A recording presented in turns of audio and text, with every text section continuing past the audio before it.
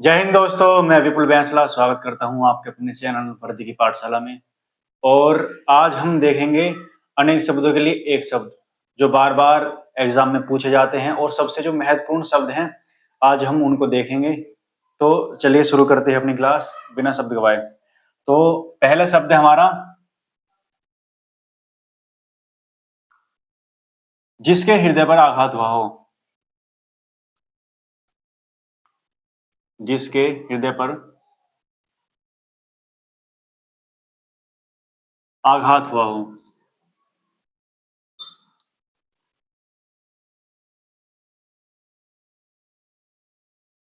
हुआ हो उसे क्या कहेंगे? उसे कहेंगे मर्माहत।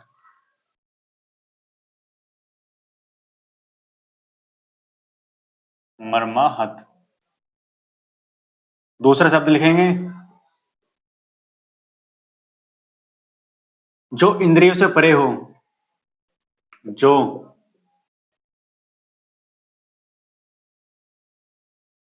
इंद्रियों से परे हो उसे क्या कहते हैं? उसे कहते हैं अगोचर।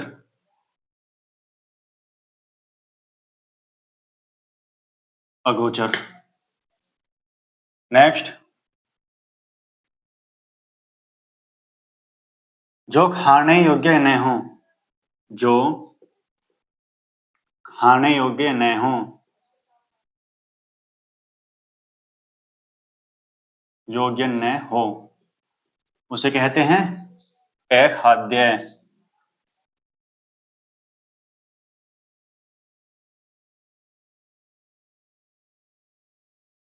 इसका एक ध्यान रखना है कि ये जो ए होता है ये नेगेटिव सेंस देता है, मतलब मना।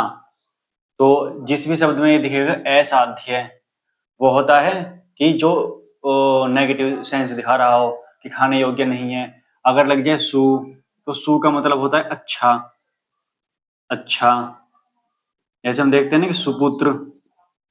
सुपुत्र मतलब कि अच्छा पुत्र। और एक कुपुत्र होता है मतलब बुरा पुत्र।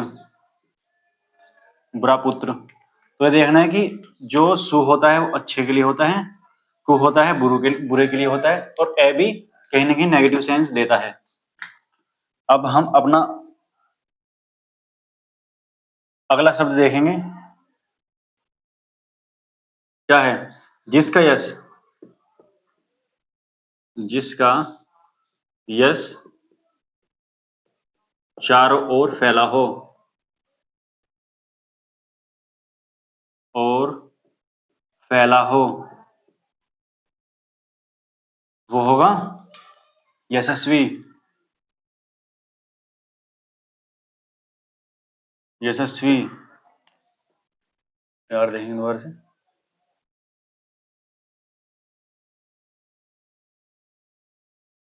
जिसका यश चारों ओर फैला हो वो क्या होगा? वो होगा यशस्वी।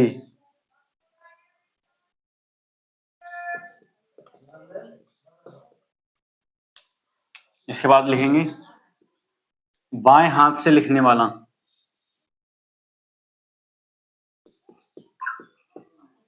बाएं हाथ से कार्य करने वाला।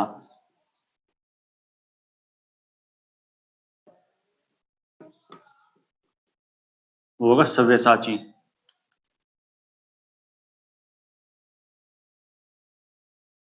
सव्यसाची। उसके बाद लिखेंगे कि जिसकी गर्दन सुंदर हो। जिसकी गर्दन सुंदर हो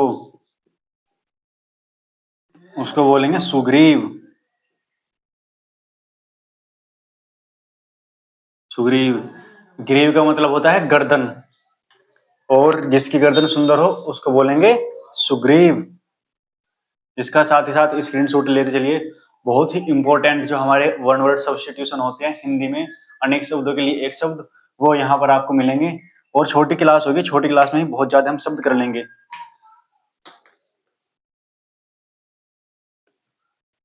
छह हो चुके हैं हमारे, जल्दी जल्दी करते हैं, ज्यादा बड़ी क्लास नहीं करेंगे। सातवां, जिसको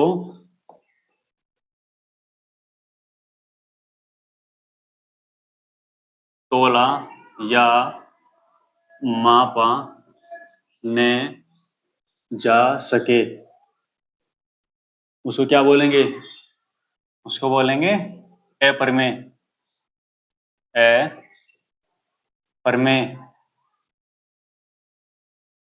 उसके बाद आठवां, आठवां है उत्तराधिकार में, उत्तराधिकार में प्राप्त संपत्ति, प्राप्त संपत्ति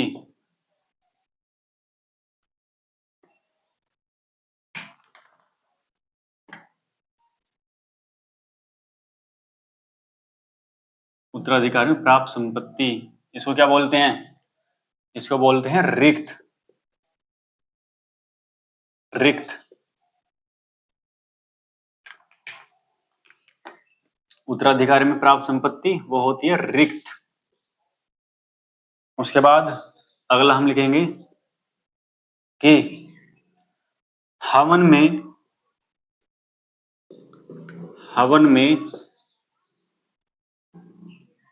जलाने वाली लकड़ी को क्या कहते हैं?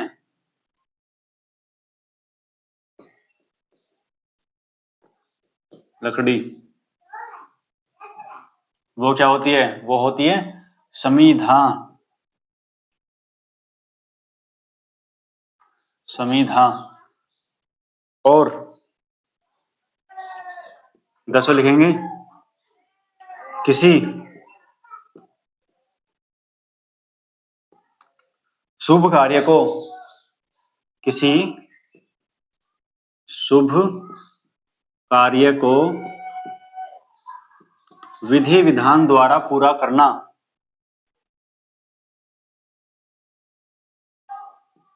विधि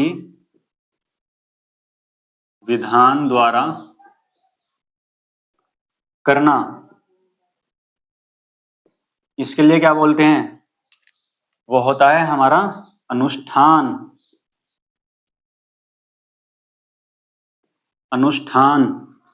किसी कार्य को विधि विधान द्वारा पूरा करना उसको बोलते हैं अनुष्ठान।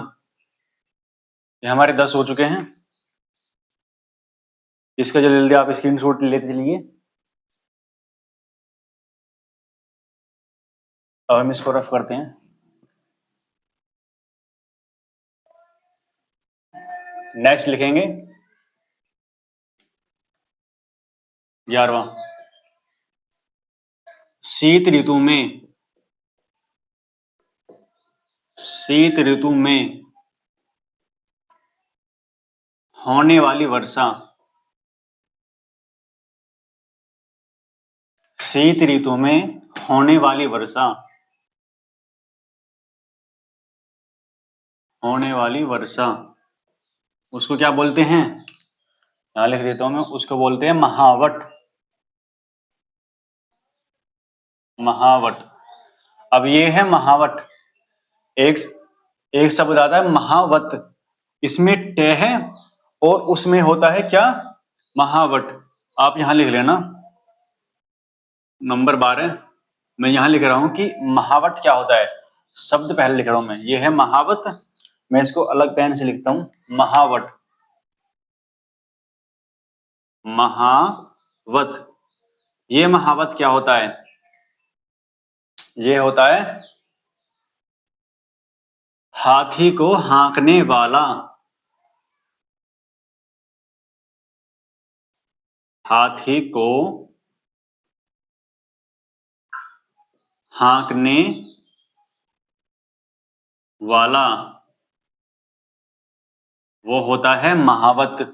और जो शीत ऋतु में होने वाली वर्षा उसके लिए एक शब्द क्या है? महावट। अब हम नेक्स्ट लिखेंगे जिसके पास घर न हो,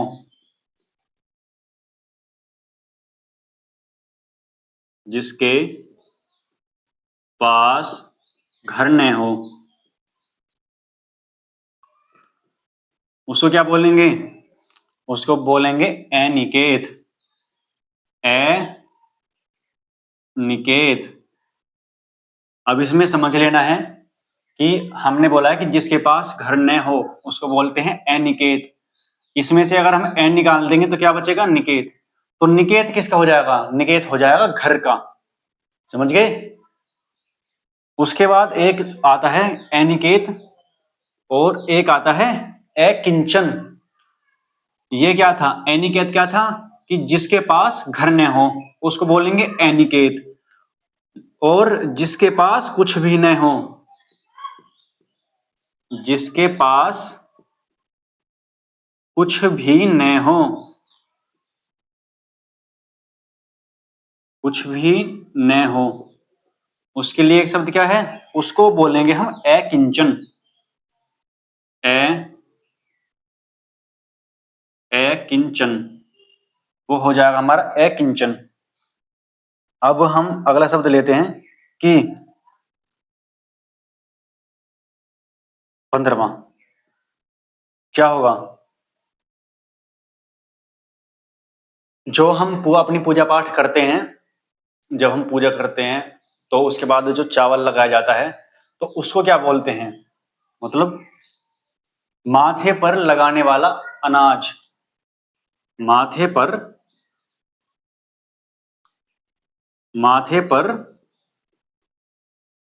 लगाने वाला अनाज, उसको हम क्या बोलते हैं? जो हम लगाते हैं ना, चावल लगाते हैं, तो उसको चावल नहीं बोलते। मतलब अगर उसको हम माथे पर लगाएंगे ना पूजा के बाद तो उसको बोलते हैं अक्षत। अक्षत, वो होता है अक्षत। इसका आप स्क्रीनशॉट साथ के साथ लेते चलें। बहुत ही मोस्ट इंपॉर्टेंट ये शब्द हैं जो हर एग्जाम में पूछे जाते हैं और बहुत ही महत्वपूर्ण होते हैं। उसके बाद हम अगला चलेंगे। 15 हमारे हो चुके हैं। जल्दी से हमें कम समय में ज्यादा शब्द करने हैं जो बार बार एग्जाम में पूछे जाते हैं, और मैं आशा करता हूं कि यहां से एग्जाम में जरूर मिलें, और अगर मिलें तो ये क्लास बहुत ही रामबाण साबित हो आपके लिए।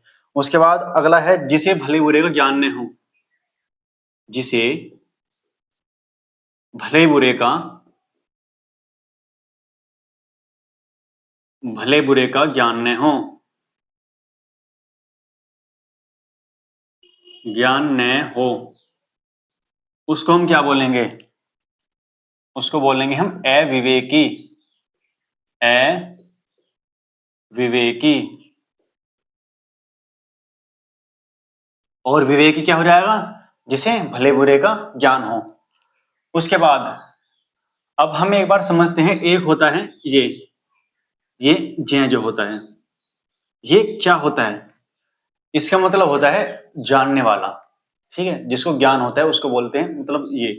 अब इससे बहुत शब्द बनते हैं, जैसे कि अगर हम इसके आगे लगा दें ए, अज्ञ, ये बन जाएगा जो कुछ नहीं जानता हो। जो न जानता हो, न जानता हो। अब हम इसमें से ए हटा के वी लगा दें, विज्ञ, वो होता है जानने वाला। जानने वाला। अब हम इसमें से वी हटाकर हम इसमें लगा दें अल्प,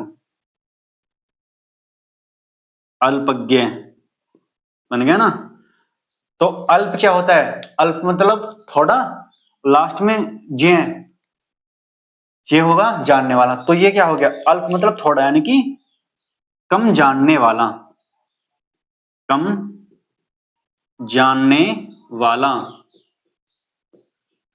तो हमें शब्द तोड़ने आने चाहिए। अगर हम तोड़कर याद करेंगे तो हमें बहुत जल्दी ही याद हो जाएंगे। हमें एक बार जो रूट वर्ड होता है उसका मतलब पता होना चाहिए कि इसका मतलब क्या है। अब हमने देख लिया कि ये जे है ये इसका मतलब होता है जानने वाला। ए लगा दिया, मैंने शुरू में बताया था ए नेगेटिव सेंस देता है, तो ए हो गया मतलब न जानने वाला, विज्ञ हो गया मतलब जो जानने वाला है। इसका ये इसका विलोम है, ये इसका विलोम हो गया, अज्ञ का विलोम विज्ञ। अब हमने अल्प लगा दिया, अल्प मतलब थोड़ा, यानी कि थोड़ा जानने वाला। तो ये आपको क्लियर हो चुका होगा। इनको नोट करते चलिए साथ के साथ, स्क्रीनशॉट ले लिया। चलो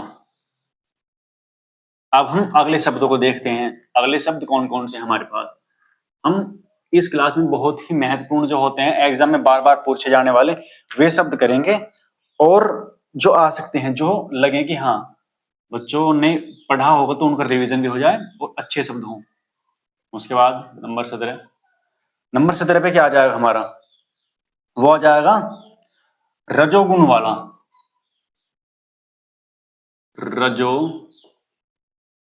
रजोगुण वाला, रजोगुण वाला व्यक्ति क्या होता है, राजसिक।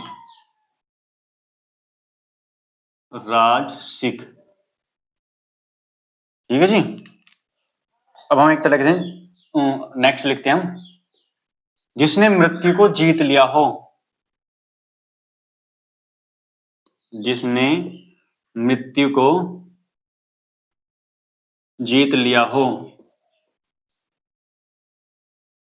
जीत लिया हो, वो क्या होता है, वो होता है मृत्युंजय।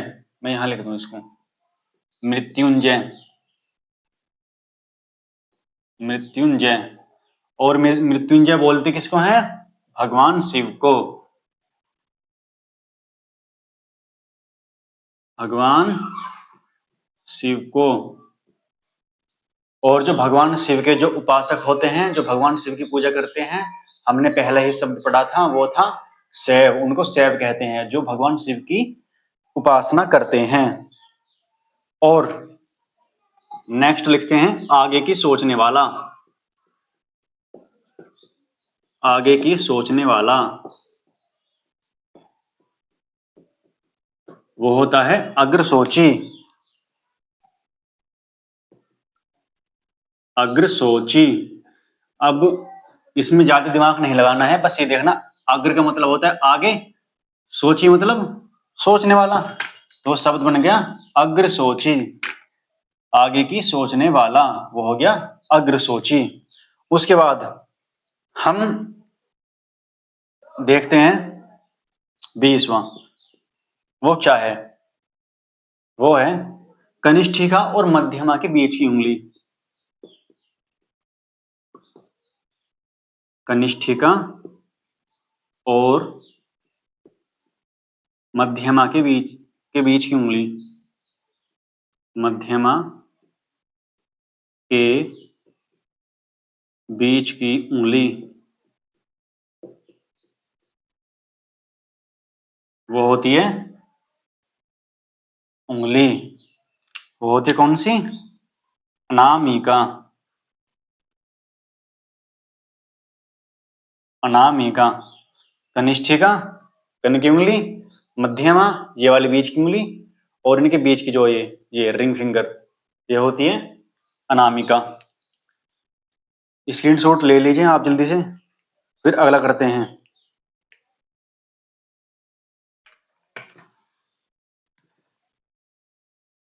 अब अगला लिखेंगे जिसका विवाह न हुआ हो।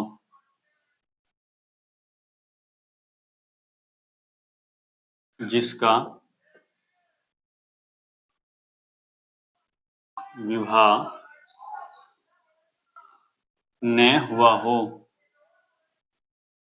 न हुआ हो, उसे क्या बोलते हैं, उसे बोलते हैं हम, उसके लिए एक शब्द है अपरिणीत। अपरिणीत। अब हम एक शब्द देखते हैं, एक रूट वर्ड है क्या, परसु।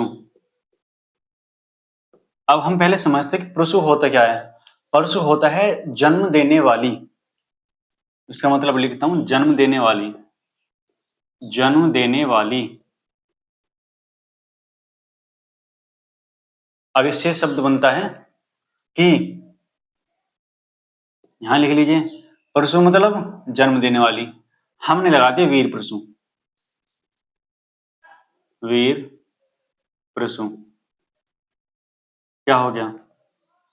वीर पुत्र को जन्म देने, वीर को जन्म देने वाली, वीर संतान को, संतान को जन्म देने वाली, देने। ठीक है, तो ऐसे शब्द पकड़े करो। अगर किसी भी शब्द में आएगा ना परसु, वीर परसु, तो समझ लेना कि इसके किसकी बात हो रही है, जन्म देने वाली। वहां से हम देख लेंगे कि वीर परसु पूछा है, परसु पूछा है, कुछ भी फिर बना दो, वो हम देख लेंगे। उसके बाद एक देखते हैं 22वां, कौन सा? जो युद्ध में स्थिर हो, जो युद्ध में स्थिर हो, स्थिर हो, उसे क्या बोलते हैं? उसे बोलते हैं युधिष्ठिर, युधिष्ठिर।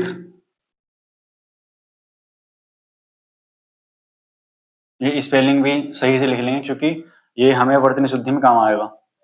जो युद्ध में स्थिर हो वो होता है युधिष्ठिर। एक शब्द है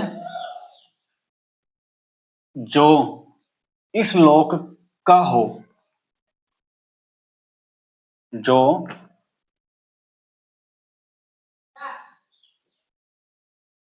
जो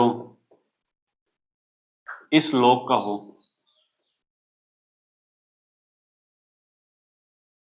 वो होता है लौकिक, लौकिक। यहां पर एक चीज समझते हैं, यहां पे मैंने लिखा लोक, इसमें एक मात्रा है ओ की, लोक, ये एक मात्रा है ओ की, लोक, यहां पर डबल हो गई। तो यहां पर चलो जब आएगा क्वेश्चन तो एक से देख लेते हैं इसका नियम क्या है। जब किसी भी शब्द में इक प्रत्यय जुड़ता है, एक प्रत्यय जुड़ता है, तो उससे पहले वाली मात्रा जो होती है वो दीर्घ हो जाती है, मतलब बड़ी हो जाती है मात्रा। अब जैसे ये था लोक, लोक प्लस इक, तो ये छोटी ई की मात्रा लगती है इक में, ठीक है, तो ये हो जाएगा क्या, लौकिक। अब ये सिंगल मात्रा है ना, यहाँ पे ये डबल हो जाएगी, लोक और कि इक, इक जुड़ेगा ना, लौकिक, लौकिक। ठीक है जी, ये भी साथ के साथ हमने समझ लिया कि क्या होता है लौकिक। ठीक है,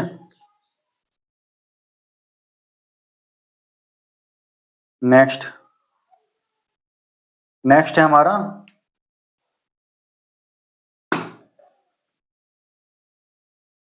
23 हो गए, 24, 24वां, जिसका उपचार न हो सके, जिसका उपचार न हो सके, क्या होता है, असाध्य। जिसका उपचार न हो सके उसके लिए एक शब्द असाध्य। अब यहां पर साध्य का मतलब क्या हो गया, उपचार। ए का मतलब है नेगेटिव, कि नहीं हो सकता। तो हम अब साध्य से ही बहुत सारे नए शब्द बनाएंगे। कैसे? असाध्य लगा दिया, नहीं हो सकता, हमने यहां लगा दिया दुसाध्य,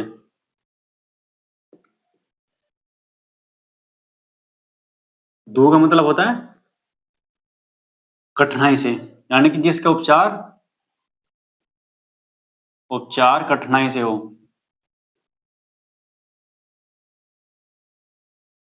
कठिनाई से हो, दुसाध्य। और एक आता है साध्य, जिसे साधा जा सके, यानी कि जो संभव हो।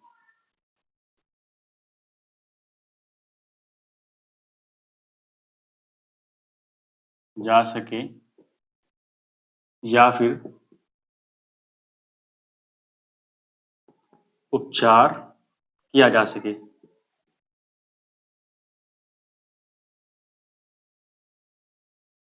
ठीक है जी, क्लियर होगा ना? स्क्रीन शॉट इसका लेते चलिए साथ के साथ। उसके बाद हमारा जो नेक्स्ट शब्द है वो है मोस्ट इंपोर्टेंट। मोस्ट इंपोर्टेंट कौन सा है? हाथी की पीठ पर,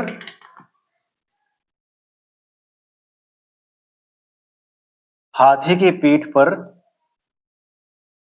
24-25,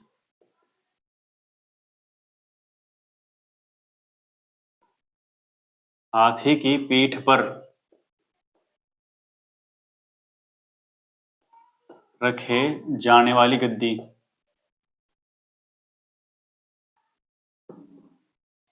गद्दी उसे क्या बोलते हैं?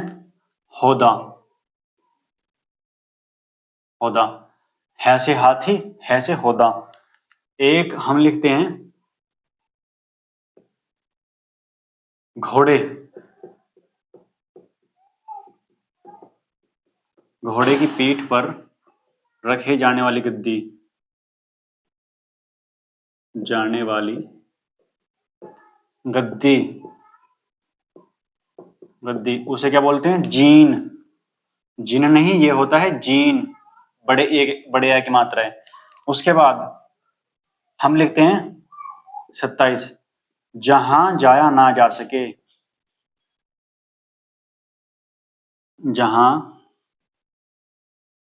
जाया संभव न हो। न हो, वो होता है दुर्गम। और जहां जाना संभव हो, जहां जाना संभव हो,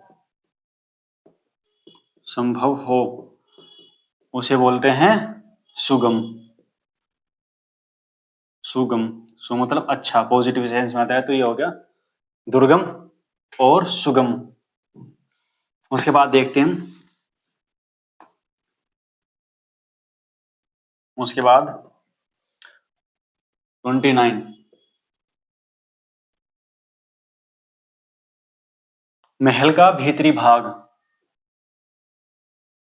महल का भीतरी भाग। भीतरी भाग,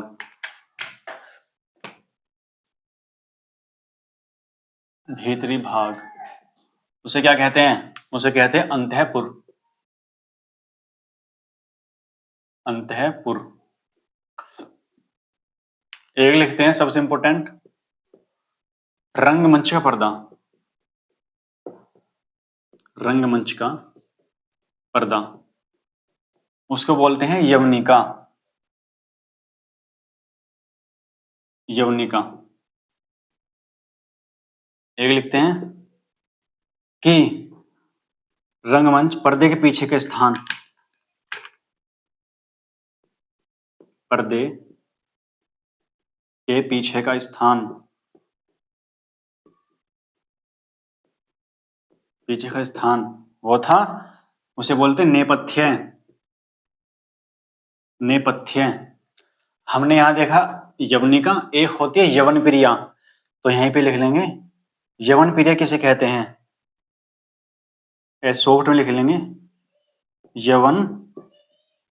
यवन प्रिया क्या होती है? यवन प्रिया, यवन प्रिया कहते हैं काली मिर्च को। काली मिर्च को। ठीक है, 32 हो गए ना, तो आज हम 32 ही रखते हैं। हमने 32-33 जो शब्द करे हैं बहुत ही इंपॉर्टेंट है। हम इस वोकैब की कक्षा को ज्यादा बड़ी नहीं रखेंगे, थोड़ी थोड़ी थोड़ी ऐसी 20-30 मिनट की क्लासेस लेंगे।